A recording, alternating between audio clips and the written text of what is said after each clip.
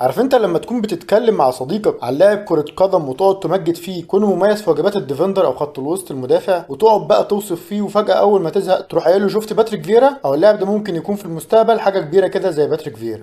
هو نجح في ده، هو نجح في انه يكون الرول موديل بتاع مركز الديفندر في كرة القدم. تقوم انت بقى تقول لي ايه هي وصلت انه يكون قدوة او مثل اعلى؟ اقول لك وليه؟ ده اللي هنعرفه في فيديو النهارده. باتريك فيرا من مواليد السنغال 76. بدايته بقى كانت في ناشئي نادي تريبياز الفرنسي، نادي المدينه اللي انتقلت ليها عائلته بعد مغادره السنغال، واستمر معاهم لحد سنه 86 وتحديدا لما تم انتقاله لنادي دور اف سي، واستمر معاهم لحد ما وصل 15 سنه، وتحديدا لما تم انتقاله لنادي تورز. وهنا بقى ظهر تطور كبير في مستواه وبدا يلفت انظار الفرق الكبرى في فرنسا، والنتيجه لده ان يتم التعاقد معاه من نادي كان، النادي اللي ما استناش ان فييرا يكمل سنه معاهم، وتم تصعيده للفريق الاول في بعض المباريات في موسم 93 94. ودي كشبه بدايه فهي كويسه جدا، انما بقى البدايه الحقيقيه كانت في موسم 94 95، الموسم اللي ناشئ فيه لا يتجاوز ال 18 سنه يتم الاعتماد عليه بشكل اساسي لدرجه انه شارك في 36 مباراه. والحقيقه ده ما كانش مجامله من المدرب ليه، لا هو ظهور فييرا اساسا من الموسم الماضي كان بياكد انه هيكون رقم واحد في مركز خط الوسط المدافع، اللي هو مع التزاماته بالواجبات الدفاعيه قدر يسجل 3 اهداف عشان بعدها يقضي الدور الاول فقط مع كان لحد ما يجيله عرض من اي سي ميلان، وفعلا يتم انضمامه للبيج ميلان ويكمل معاهم الدور الثاني من الموسم عشان يكون شارك في 21 مباراه ما بين الفرقتين. ولكن حسن الحظ ان الميلان يفوز بالدوري ساعتها في وجود اسم فييرا عشان تكون اول بطوله في تاريخه مع الانديه. ومع نهايه الموسم تجي له استدعاء من المنتخب في يورو 96 تحت 21 سنه، واللي فيه فييرا قدم اداء مميز وقدر يكون احد اسباب وصول فرنسا للمركز الثالث بعد ما استقبل هدف واحد طول البطوله، واللي هو هدف فرانشيسكو توتي في مباراه قبل النهائي ضد ايطاليا، واللي فيها فرنسا يخسر ويلعب على المركز الثالث ضد اسكتلندا ويفوز عليه، عشان بعدها مجرد ما يرجع يلاقي عرض من ارسن فينجر اللي قرر يدفع ما يقرب من 5 مليون يورو مقابل ضم فييرا للارسنال. وخد بالك ده رقم كبير جدا، مش لانه كان زمان او مثلا ان فييرا لسه صغير وبيلعب في مركز دفاعي، لا ده لان فينجر مش من المدربين بتوع الصفقات الضخمه، لا هو كان ذكي جدا في استقطاب المواهب اللي لسه صاعده. فلما انا اجي اقول لك انه دفع الرقم ده لازم تتاكد انه كان واثق ان فييرا لاعب كبير، وتاكيدا على الكلام ان بعد انضمام فييرا للارسنال في موسم 96 97 قدر يشارك بشكل اساسي طول الموسم بواقع 34 مباراه وكمان يسجل هدفين، ولكن ارسنال ساعتها يخسر الدوري بفرق 8 نقاط عن المان يونايتد المتصدر، عشان بعدها موسم 97 98 يبداوا بمشاركه في 43 مباراه وتسجيل هدفين وصناعه 5. لا ودي مش اي اهداف، ده لا ده منهم هدف في الفوز على المنافس المباشر اللي هو اليونايتد، وصناعه هدف في الفوز على تشيلسي في الوقت القاتل، وهدف التعادل مع ليستر سيتي. وبكل الاهداف دي يكون احد اسباب فوز ارسنال بالدوري بفارق نقطه وحيده عن اليونايتد الوصيف. لا ومش بس الدوري، لا ده كمان دوره المهم في وصول ارسنال لنهائي الاف اي كاب، وتحديدا بعد ما صنع هدف في الفوز على ولفرهامبتون في قبل النهائي، واللي بيه صعد لمواجهه نيوكاسل في النهائي في المباراه اللي فاز فيها ارسنال بهدفين ويتوج ارسنال بالكاس. لا استنى، ده من الموسم لسه ما خلصش على كده، ده بعدها تجيله استدعاء من المنتخب في كاس العالم 98. وعارف انك هتقول لي ان هو ما شاركش كتير، هقول لك يا عم استنى عليا، احنا بنتكلم عن لاعب لسه عنده 22 سنه، يعني وجوده وسط الجيل ده اساسا شيء كبير جدا. ما علينا، المهم انه شارك في البطوله دي مباراتين فقط، منهم مباراه كان اساسي ضد الدنمارك في دور المجموعات واللي كانت تحصيل حاصل لان فرنسا كان صعد اساسا، والمباراه الثانيه كانت النهائي واللي فيه على الرغم من انه شارك 15 دقيقه فقط الا انه قدر يصنع هدف فرنسا الثالث على البرازيل عشان تنتهي المباراه ويتوج المنتخب الفرنسي بكاس العالم في وجود فييرا، واللي بيكون من اعظم المواسم في تاريخه. المهم بعدها يرجع يبدا موسم 98 99 بمشاركه في 41 مباراه وتسجيل 3 اهداف وصناعه 4، ويبدا الموسم بالفوز على اليونايتد في السوبر الانجليزي، ولكن ساعتها يخسر الدوري بفرق نفس النقطه اللي فاز بيها في الموسم الماضي. وده لو كان يدل على شيء فالشيء ده ان المنافسه كانت كبيره جدا بين القطبين في ظل غياب القطب الثالث واللي هو ليفربول. ولكن على وجه الخصوص فاداء فييرا الكبير ده كان سبب في انضمامه للتشكيل العام في الدوري، وده بقى اللي ياخدنا للموسم اللي بعده واللي فيه فييرا شارك في 47 مباراه وسجل هدفين وصنع 5، وارسنال يبدا الموسم برضه بالفوز على اليونايتد في السوبر المحلي. ولكن على الرغم من البدايه القويه دي الا انه يكون من اسوأ المواسم لارسنال، وده لانه طبعا خسر الدوري بفارق 18 نقطه عن اليونايتد، وده صعب جدا وكل حاجه، ولكن الاصعب بقى هو مشاركه ارسنال في كاس الاتحاد الاوروبي واللي فيها فييرا كان احد اهم الاسباب في وصول ارسنال للنهائي، وتحديدا بعد ما صنع هدف ضد نينت والثاني ضد فيرد بريمن عشان بعدها ارسنال يصعد للنهائي لمواجهه جالاتا سراي في المباراه اللي استمرت بالتعادل الى ركلات الترجيح بعد ضياع ركلتين سوكر وفييرا يكون السبب في خساره البطوله باسوأ السيناريوهات. ولكن على الرغم من ده الا ان فييرا يكون ضمن تشكيله الافضل للبطوله عشان بعدها يجي له استدعاء من المنتخب في يورو 2000، البطوله اللي كانت تعويض له عن سوء الحظ اللي كان ملازمه. واللي هيقول لي ليه هقول له ان المره دي هقولها بقلب جامد انه كان احد اهم الاسباب في فوز فرنسا باللقب بعد ما قدر يصنع هدف ضد الدنمارك، والاهم صناعه هدف الفوز على اسبانيا في ربع النهائي، واللي بيه يستمر فرنسا لحد مواجهه ايطاليا في النهائي في المباراه اللي استمرت لحد الاكسترا تايم عشان يجي بعديها تريزيجيه يسجل هدف البطوله ويتوج فرنسا باللقب عشان يكون اللقب الثاني لفييرا مع المنتخب. عشان بعد العظمه دي يدخل موسم 2000 2001 بمشاركه في 48 مباراه وتسجيل 6 اهداف وصناعه 5، ولكن كان موسم صعب على فييرا، وده لان ارسنال خسر الدوري والاف اي كاب والكلام ده مهم. ولكن الاهم بقى هو مشاركاته مع المنتخب الفرنسي في كاس القارات 2001، واللي فيه فييرا قدم اداء عظيم جدا، واللي بيأكد انه ما بيتاثرش بالضغوطات. وده ليه بقى؟ ده لانه سجل هدف في المباراه الافتتاحيه ضد كوريا الجنوبيه، وبعدها يصنع هدف في الفوز على البرازيل في قبل النهائي، عشان بعدها يصعد لمواجهه اليابان في النهائي. في المباراه تألق فييرا بعد ما سجل رأسيه الفوز بالبطوله، عشان الموسم اللي بدأ بمشاكل بطرد وعنصريه ينتهي بالفوز بهداف كاس القارات ولعب الموسم الفرنسي. وده اللي بيأكد انه قد ايه شخصيته قويه ومش بيتاثر بالضغوطات. ولكن في نهايه الموسم خبر عجيب جدا من صحيفه كبيره ان المان يونايتد بيحاول يضم فييرا، وخصوصا بعد تلميحات فييرا في اخر فتره بانه مش مطمن على مستقبله في ارسنال. وده بقى التصريح اللي بيه فيرجسون حاول مع فييرا، ولكن فينجر خلص كل القصه دي بجمله بصوت عبد الغفور البرعي، وهي طب مين يا ابني اللي هياخد اشاره القياده بعد توني ادمز؟ وفعلا الجمله دي تجيب نتيجه، وفييرا يبدا موسم 2001 2002 كقائد للارسنال، ويشارك ساعتها في 45 مباراه ويسجل 3 اهداف ويصنع 5. ولكن المشكله في الموسم ده ما كانتش الارقام، لا المشكله في الاسلوب اللي استخدمه فينجر في ان ارسنال قادر على الفوز بالدوري بدون اي هزيمه، وده شيء شبه مستحيل. ولكن على الرغم من ان تصريحاته دي كانت صعبه الا ان ارسنال قرب لها جدا وما خسرش غير 3 مباريات في الموسم ده، وده طبعا يكون سبب في فوز ارسنال بالدوري. لا ومش بس الدوري، لا ده كمان فوزه بالاف اي كاب. عشان بعدها فييرا يبدا موسم 2002 2003 بمشاركه في 42 مباراه وتسجيل 4 اهداف وصناعه 6، ويبدا الموسم بالفوز بالسوبر على ليفربول، ويكملها بالتالق من فييرا في الاف اي كاب، واللي كان احد اهم الاسباب في فوز ارسنال باللقب، وتحديدا لما صنع ثلاثيه في الفوز على تشيلسي في ربع النهائي، عشان بعدها ارسنال يستمر لحد ما يتوج بالبطوله على حساب ساوثهامبتون. ولكن للاسف ساعتها يخسر الدوري بفرق 5 نقاط عن اليونايتد المتصدر. وهنا بقى بدات الانتقادات بفشل فينجر بالفوز بالدوري مرتين متتاليتين والكلام للاخر، عشان بعدها يطلع فينجر في محاوله ارضاء غروره والجماهير يكرر نفس التصريح ان احنا قادرين على الفوز بالدوري بدون هزيمه. وهنا بقى الوضع اتغير، وخصوصا لما تعرف ان ارسنال بدا الموسم بالخروج من كل البطولات. وهنا بقى ظهر دور فييرا الكبير في ربط الخطوط وقطع الكرات من كل الجهات، وتقديم دور صعب لاعب في اوروبا بيلعب في نفس المركز يقدمه. ولكن استمر طموح فينجر في الفوز بدوري اللا هزيمه، واستمر لحد ما كان هيروح في اخر مباراه، في المباراه اللي اتقدم فيها ليستر سيتي طول الشوط الاول، عشان يبدا الشوط الثاني بتالق الثنائي الفرنسي اللي هو هنري وباتريك فييرا بعد تسجيلهم هدفين الفوز، ويتوج ارسنال بالدرع الذهبي الوحيد في تاريخ البريمير ليج،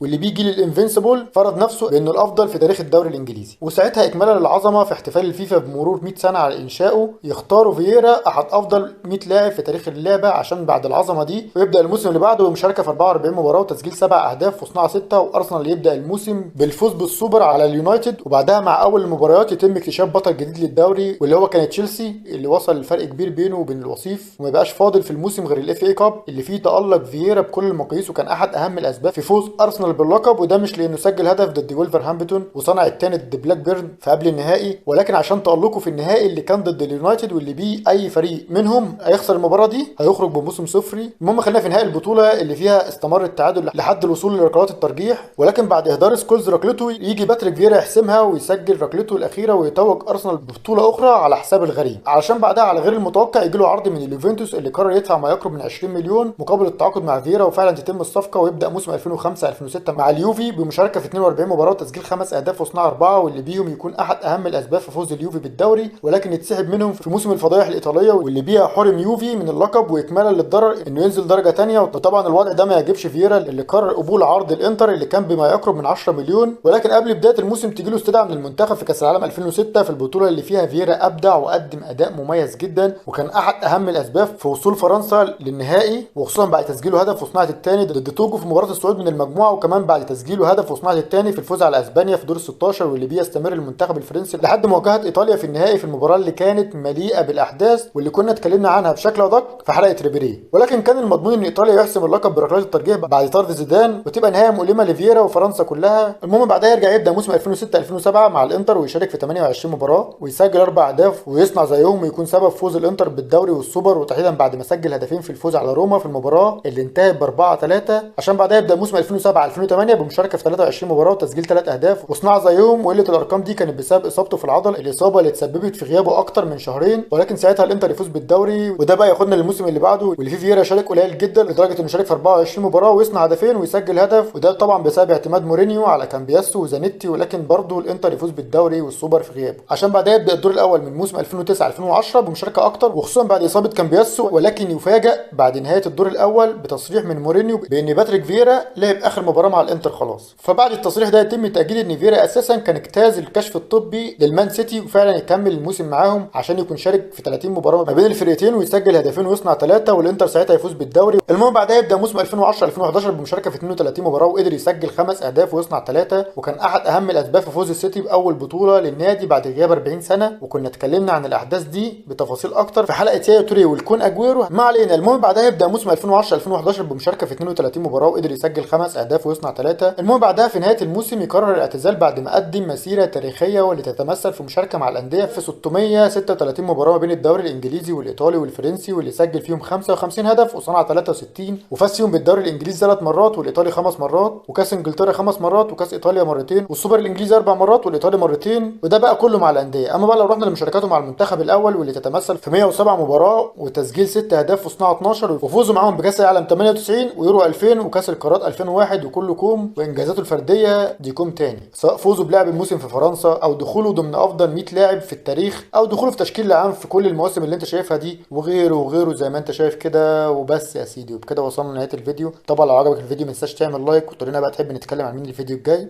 سلام.